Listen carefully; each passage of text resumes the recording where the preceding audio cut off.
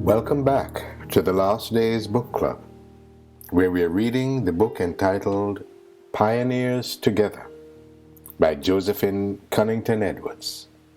This book is a biography of Roy F. Cottrell and his wife Myrtie, who both were born in 1878 and led an exciting life of service and mission in the early days of the young and rapidly growing Seventh-day Adventist Church. In our last reading, we covered chapter 17, entitled Witnessing in Sundry Lands. In this chapter, Roy, at an Asiatic Division meeting, was chosen as ministerial secretary of the division, and Myrtie was to lead out in the Sabbath school department. Roy's new position called for them to conduct a series of worker and Sabbath school institutes around the division, which at that time embraced India, Burma, Australasia, and the various populous countries of the Far East, including Japan, Korea, the Philippines, and of course, China. Their first institute was conducted in Japan, where they discovered the beauty and organization of that group of highly populous islands, with its ancient and beautiful shrines and temples of the Shinto religion. High in the mountains of Japan, they visited the celebrated religious center of Nikko, where they discovered that the most well-known of the temples located there very much resembled the tabernacle erected by Moses in the wilderness, complete with 3 articles of furniture in the outer room, and a most holy place, where the emperor alone was allowed to enter twice a year to make oblation for his people. They next visited Korea, which at that time was under Japanese imperialism. And although the Japanese had developed and improved the resources and infrastructure of that country, the people were definitely oppressed under the iron rule of the Japanese. Nonetheless, the Cottrells conducted 2 successful ministerial and Sabbath school institutes in a place called Sunan, which unfortunately is now behind the bamboo curtain of North Korea. Their next stop was the Philippines, where the Seventh-day Adventist mission had only been established for a decade, but had made incredible progress, with a number of prosperous churches, numerous companies, a well-conducted training school, and a self-supporting publishing house. It was a pleasure to conduct the institutes among such eager and intelligent foreign and local workers. Their final stop was in Hong Kong, after a few days at sea in a terrible storm. Nonetheless, they made it safely, conducted a short but interesting institute with the South China workers, and finally returned to Shanghai in time for the annual Asiatic Division Committee meeting. We pick up the story today with chapter 18, entitled A Fabulous Year in Pekin. In the spring of 1918, as the mission committee met for council, their attention was directed to the long-neglected areas of North China. The urge to open work in that vast area was compelling, and Roy and Myrtie were invited to consider an exciting new venture for Christ. Would life ever become settled for them? Could they ever chart their existence even for a few months ahead? It seemed they could not. They were happy and enthusiastic in their present duties, yet the challenge of pioneer mission work had its mighty appeal.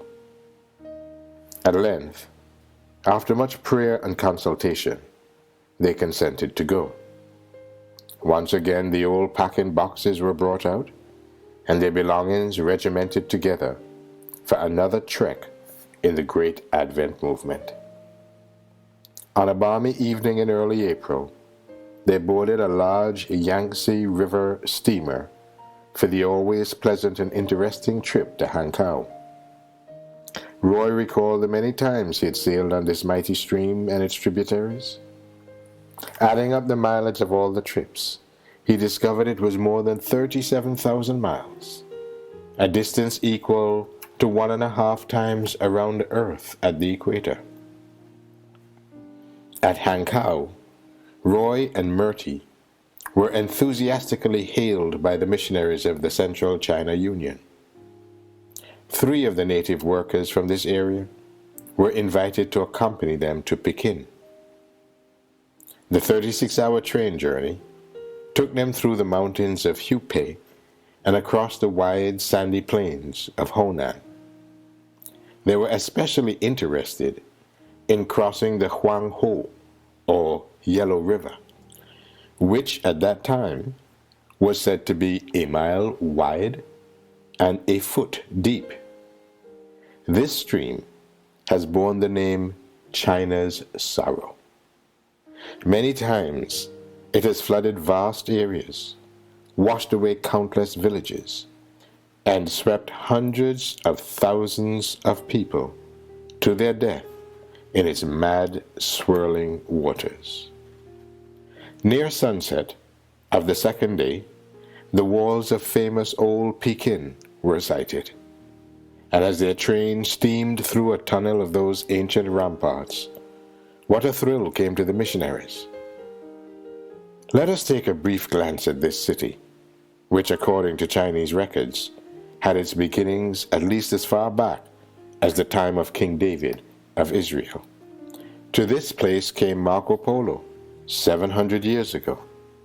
He spent more than 20 years at the court of Kublai Khan and superintended the construction of various public works, including majestic stone arch bridges, some of which bear his name and remain to this day.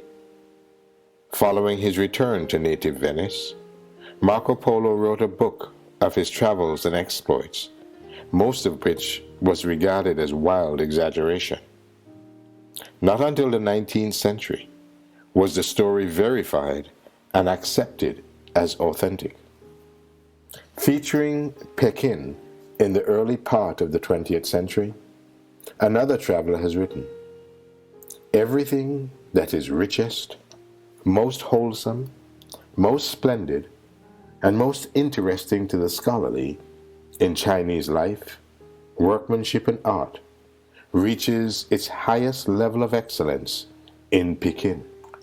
The best and largest of universities, the finest art collections, the richest temples, and the most magnificent palaces are here. Pekin is all that is characteristically Chinese in the superlative degree. This metropolis embraces 4 cities.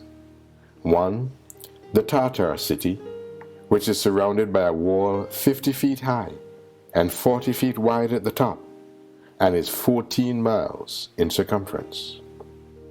2, the old Chinese city, which joins it on the south and has a wall 30 feet in height and 15 feet wide at the top.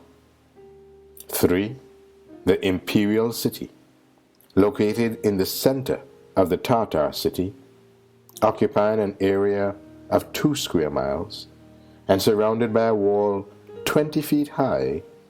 In the days of the monarchy, this was the home of many of the nobility and courtiers.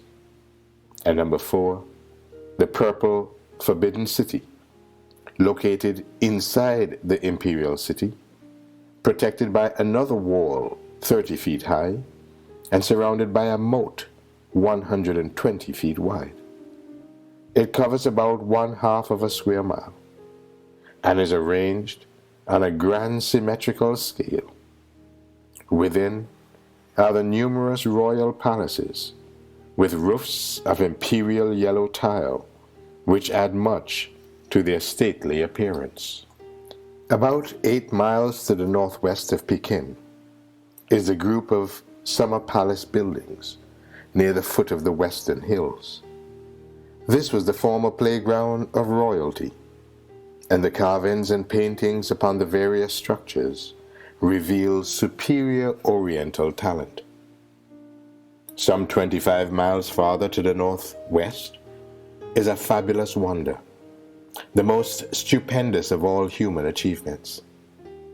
As the traveler approaches a flight of ancient, crumbling stone steps, he finds himself at the foot of the Great Wall of China. It is about 1,500 miles in length, the approximate distance from Topeka, Kansas to New York City. Its zigzag course traversing rugged mountains and valleys. The height of the wall varies from 15 to 30 feet and is about 15 feet wide at the top. Erected at convenient intervals were 25,000 stone guard and signal towers, of which about half still remain.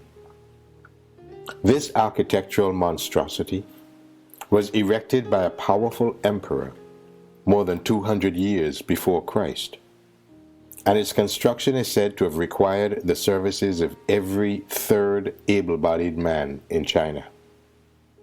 Because of the hardships and privations, more than 100,000 workmen are reported to have lost their lives during its construction.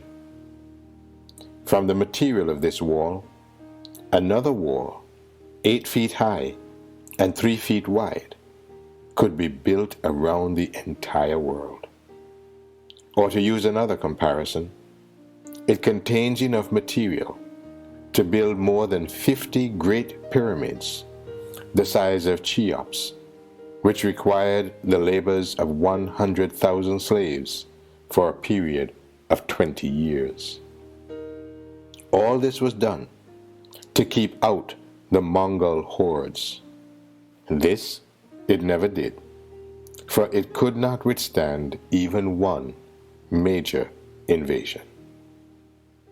Now to continue our story.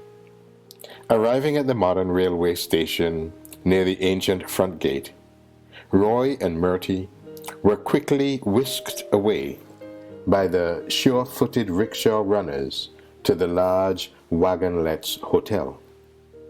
Contacting the genial Swiss manager, Roy explained to him the purpose of their arrival in Pekin. "That is good," said the kindly man. "I believe in missionaries and in missions. I am glad to help you all I can."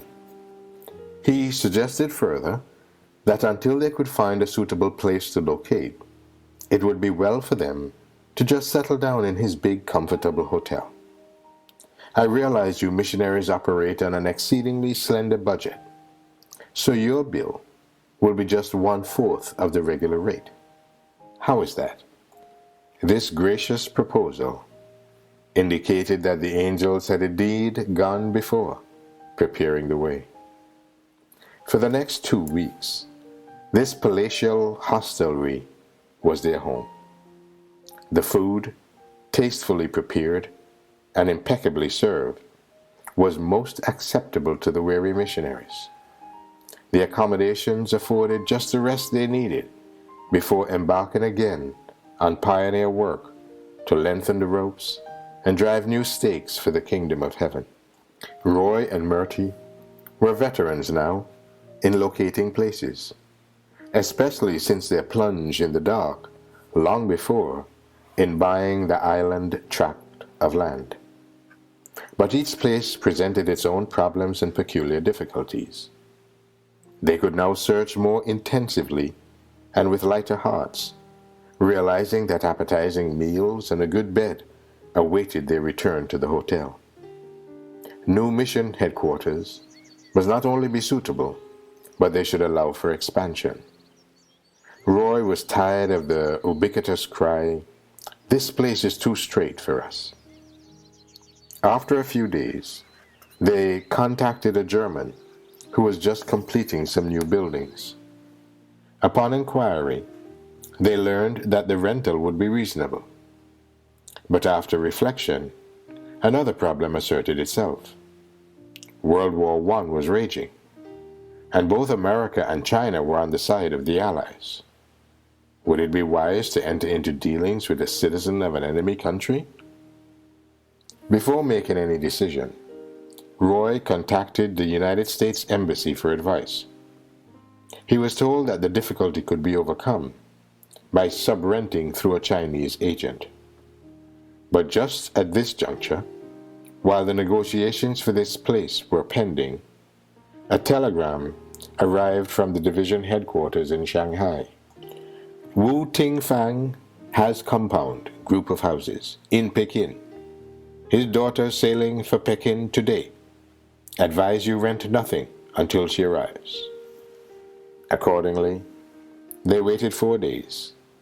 But when the Chinese woman arrived, they found the place to be entirely unsuitable for their needs. So Roy returned to the German, only to find that during the waiting interval, his new houses had been rented. It was discouraging to begin the search all over again. Morning, noon, and night, Roy and Murty rode here and there over the rough streets of the ancient city, searching for what seemingly did not exist. They followed every lead, which seemed in the least bit suitable. On Thursday of the second week, Murty and Roy had a special season of prayer. They asked especially that this might be the day when God would direct them to his chosen place. Let's go again to investigate that compound of 80 rooms, Roy said. It might serve the purpose. The rickshaws were called and the coolies given the address. But in following the narrow, meandering streets, they lost their way. Stopping to get new directions, one of them looked up to a sign and exclaimed, "Why, here is a house for rent." Knocking at the entrance, they were met by a polite old Manchu with a flowing white beard. Seeing Americans before him, he bowed to the ground 3 times. "No need to do that," Roy protested laughingly. "We are just like other people." The old man then proceeded to show them the lovely 2-acre compound. It was surrounded by a thick 15-foot wall. Groups of buildings were clustered in one section of the area, while in the other was a delightful garden of trees, shrubs, 300 potted plants, a deep well, and a tennis court. In comparison to all the other places they had inspected, this one was the most delightful and seemed to be the very answer to their needs. "Who is the owner of this compound?" asked Roy. "Chen Hsieng Sung," responded the old gatekeeper a bit proudly. "He is the Assistant Secretary of State for Foreign Affairs, and his office is in the big government building." Hardly daring to hope that the rent would be in their price range, they hastened to the address. Meeting the Chinese gentleman, they told him their errand. A look of surprise crossed his face as he inquired, "How did you know I had a house for rent? I have not advertised it." As Roy told him of the circumstances, the man shook his head and asked, "Mr. Cottrell, do you like my house?" "Indeed we do. It seems fit for our needs." "How much rent will you give me for my house?" Roy explained that the Seventh-day Adventist mission was far from wealthy and was being established in Pekin, not to make money, but to teach the people a better way of life. "Would you be willing to rent us this compound," Roy asked, "for $100 a month?" He realized that the price he was offering was utterly absurd for such a lovely and appropriate place. They could only await his reply with prayer. The man reflected for a moment. "I have heard of your mission and your fine hospital in Shanghai," he said slowly. "I might say that my place used to be the residence of a Manchu prince.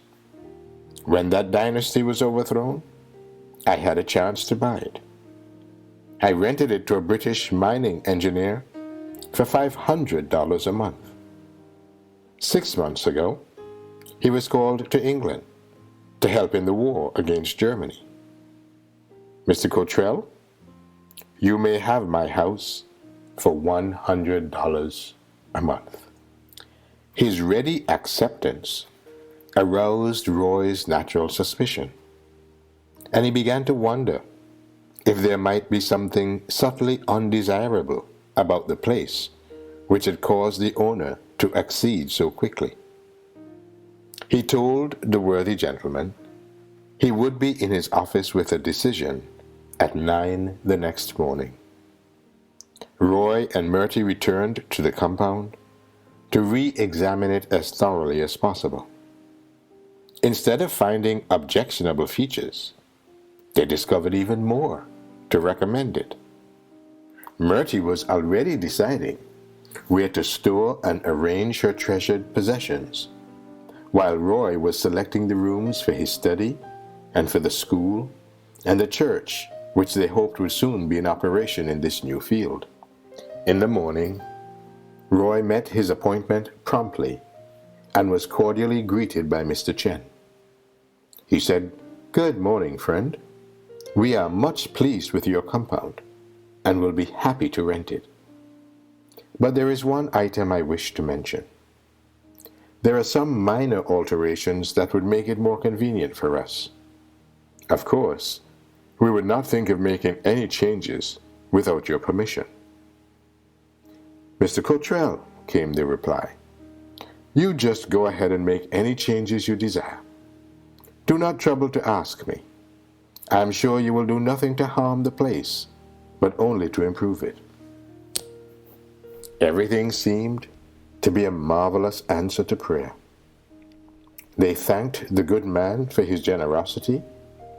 The first month's rent was paid, and then on that Friday morning, things began to move rapidly. Within an hour, native workers were assisting Murty in cleaning up the living area. Roy purchased a bicycle, rode to the freight depot, and secured his household goods. These were packed on a wagon and sent to the new home. He paid the hotel bill, searched out a market, and stocked up with provisions for the weekend. By 1 o'clock that day, two very happy and excited people were eating lunch in their new home. As good as the hotel fare had been, this food, served on their own dishes, tasted like manna. As they ate, they thought again and again of these words of the psalmist: "This is the Lord's doing. It is marvelous in our eyes." This selection was indeed of the Lord, for only a few years later, the mission purchased this lovely property at 62 Da Fang Gia Hutong as headquarters for the North China Union Mission. Today, it seems more than tragic that these spacious grounds and ample buildings, made sacred by answered prayer and dedication to God, are now occupied by communists. God's Spirit is slowly but surely being withdrawn from this earth. On that first Sabbath in Pekin, just 5 persons, Roy, Murty, and 3 native workers, were present at the services. What a task was before them. The work ahead looked stupendous, for there were no other Seventh-day Adventists within hundreds of miles.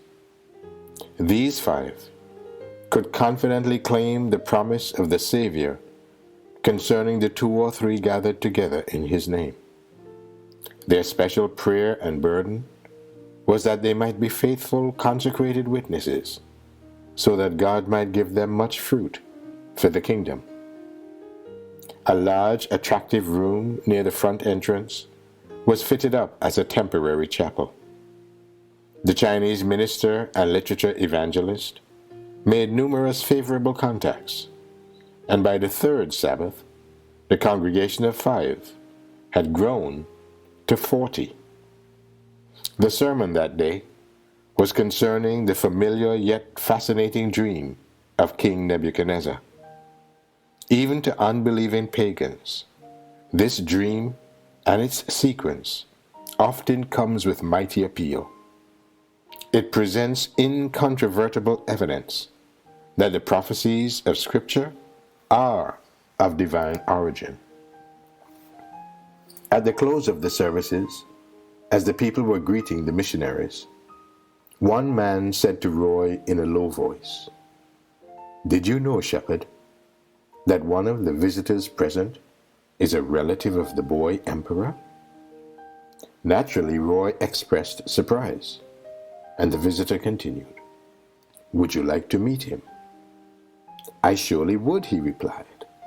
"It would be a pleasure." A few minutes later, the friend presented a pleasant-appearing man of about 30 years of age, saying, "Shepherd, this is Gung Hsiang Seng. He is the treasurer of the imperial household." "I am happy to meet you," said Roy, grasping the young man's hand. "I hear that you are a relative of the emperor. What is your relationship to him?" "Quite distant," he replied. Then, smiling and recalling words from the sermon, he added, "It's way down in the feet and toes of iron and clay." Roy was highly pleased. "You see," the youth continued, "I paid close attention to your sermon. I've never heard anything like that before. I want to come again and hear more of this gospel teaching. It sounds as if there's really something to it." This personable and intelligent young man did come again and again, continually evincing his eagerness to learn more. 7 months later, he was baptized, the first person in Pekin and in all of North China to become a member of the Seventh-day Adventist Church. He did not keep his light to himself, for while studying his way into the message, he shared his joy with others and won to the gospel the emperor's teacher of penmanship and art. Thus it was that 2 from Caesar's household were among the first fruits in Pekin.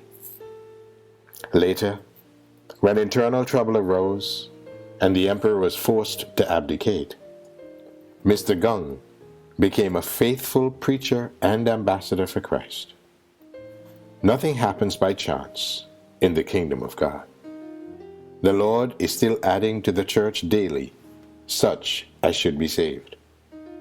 And in the early weeks of their work in Pekin, the missionaries were more sure than ever of God's leading and guidance in their lives. One day, Mr. Gee and his daughter Esther came to call on Roy and Murty, and again they were given evidence that through the ministry of the holy angels, the soil is prepared for the seed of truth. A few years before, this proud Manchu Confucianist was walking along the street past the chapel mission. He heard the words of the preacher, "What shall a man give in exchange for his soul?" Mr. Gee lived in a land of barter and exchange. The markets and shops were the continual scene of haggling and bargaining. Money exchange booths were to be found in many parts of the ancient city. Here was familiar language. But what about the exchange of souls?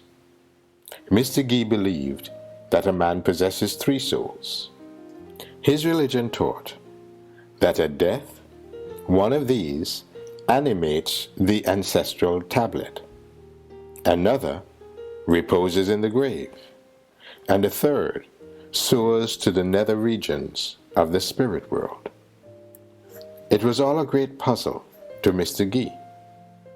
How could any of these be exchanged? Was he in danger of losing one? His security seemed threatened.